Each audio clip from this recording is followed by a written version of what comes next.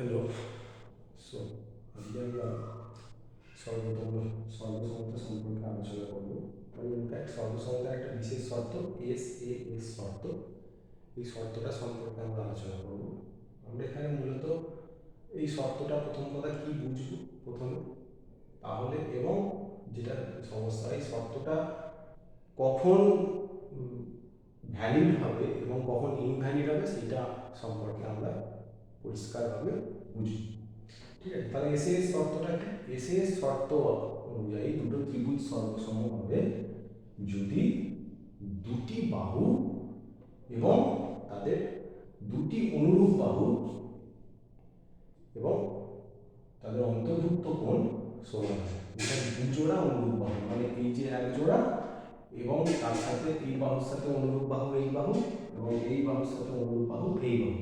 ঠিক আছে, তাহলে অনুরূপ বাহু বলতে কি বোঝায়? অনুরূপ বাহু বলতে বোঝায় যারা একই রকম দেখতে, অনুরূপ মানে একই রকম রূপ যাদের।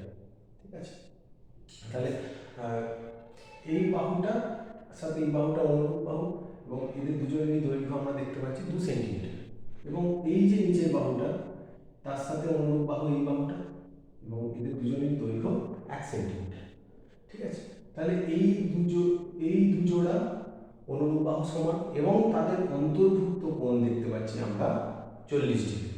ঠিক আছে, উভয় এই ক্ষেত্রে আমি বলতে পারবো এই যে দুটো ত্রিভুজ এদের যদি নাম দিয়ে আমি এ বি সি এবং এক্স ওয়াই জেড, তাহলে আমি বলতে পারবো ত্রিভুজ এ বি সি হবে এক্স ওয়াই জেড ত্রিভুজের সাথে সদৃশ্য এবং এই সদৃশ্যতার যে শর্ত হবে সেই শর্তটা হবে হচ্ছে এস এ এস শর্ত। ঠিক আছে, আচ্ছা এবার এই শর্তটা কখন হয় না? যে যদি আমার ধরো এরকম আছে কোনো ত্রিভুজ, এইরকম দেওয়া আছে, ধরো আমার দেওয়া আছে, ধরো এটা দুই একক এবং এই বাহুটাও 2 একক, এই বাহুটা ধরো 3 একক, এই বাহুটাও 3 একক, কিন্তু এদের অন্তর্ভুক্ত কোণটা সমান না দিয়ে দেখানো আছে এই কোণটা 30 ডিগ্রি এবং এখানে এই কোণটা 30 ডিগ্রি। ঠিক আছে, তাহলে আমি কি বলছি এই বাহুটা 2 একক এইটাও 2 একক, আচ্ছা এর অনুরূপ এটা 3 একক এটাও 3 একক, কিন্তু এদের অন্তর্ভুক্ত কোণটা সম্পর্কে আমার কোনো তথ্য দেওয়া নেই। যেটা দেওয়া আছে সেটা হচ্ছে এই কোণটা 30 ডিগ্রি। এক্ষেত্রে কিন্তু আমি এদের দুজনকে সর্বসম বলতে পারবো না। আমি এরা কিন্তু সর্বসম নয়।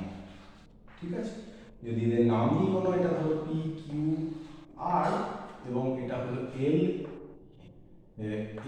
এম এবং এন, এই পি কিউ আর ত্রিভুজ কিন্তু এই পি কিউ আর ত্রিভুজ আর এল এম এন ত্রিভুজ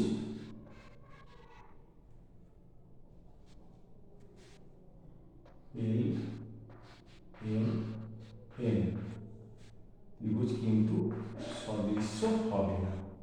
ঠিক আছে, এই দুটো ত্রিভুজ কিন্তু সদৃশ্য নয়, সর্বসম নয়। তাহলে সর্বসম কখন হবে না?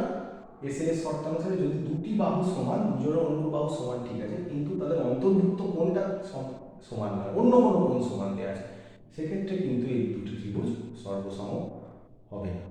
ঠিক আছে।